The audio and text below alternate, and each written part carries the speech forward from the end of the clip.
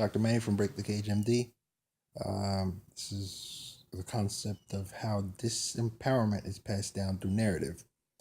Uh, the whole purpose of parenting is to increase the likelihood that an organism, a creature, will survive, to pass the genes on. The way that parents pass on the information that they've learned in their lives is through their parenting style.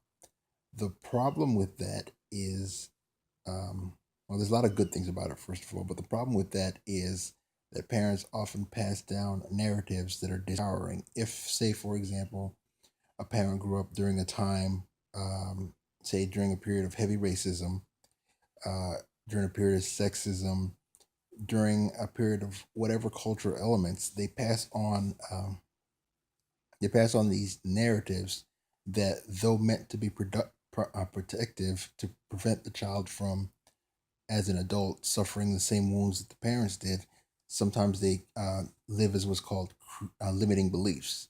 Now, there's two, I guess, key words if you want to do further digging on that. You have introjections, which are when a child takes on the values of the parents without fully understanding them. If a child is young and the parent kind of beats in as a traumatic memory um, a rule, it goes in as an introject. So you take in the parent's belief or values without evaluating it too deeply.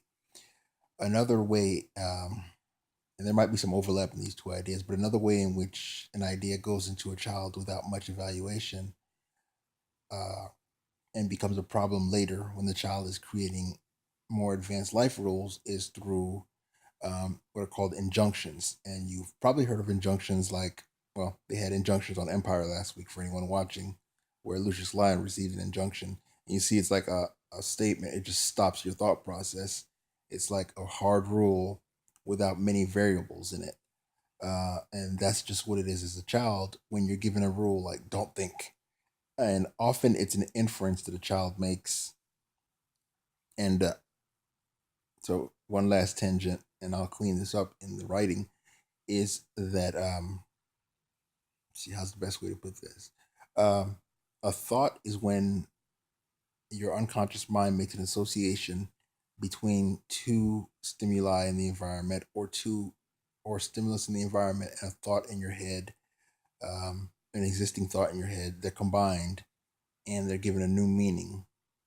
Uh, that meaning, when it comes into consciousness, when it gets represented in response to recognition of something in environment, is what you call a thought. To put that in context, if you go back to the burnout cycle that I teach in Break the Cage MD, you have recognize, which is when you recognize an archetype in the environment as something relevant to you. So you activate a self relevant memory. So that was recognize. Represent is when something goes into your working memory. So it's when you retrieve a relevant memory from your from your short term memory into your working memory. So now you're thinking about the thing.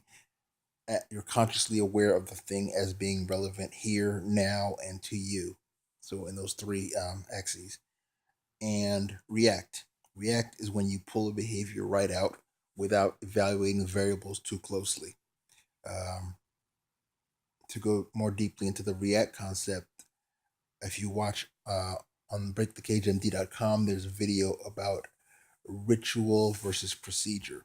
So, ritual being sort of a maladaptive, rigid control of how you behave in a situation, and a procedure is a response that you put in place mindfully, where you take into account some variables that you found during your reflection to improve your likelihood of success so that the behavior becomes more intentional.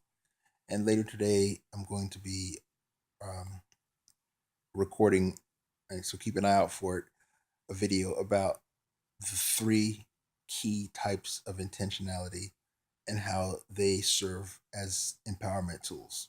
Okay? Hopefully that wasn't too much before or during breakfast. Break the cage, MD.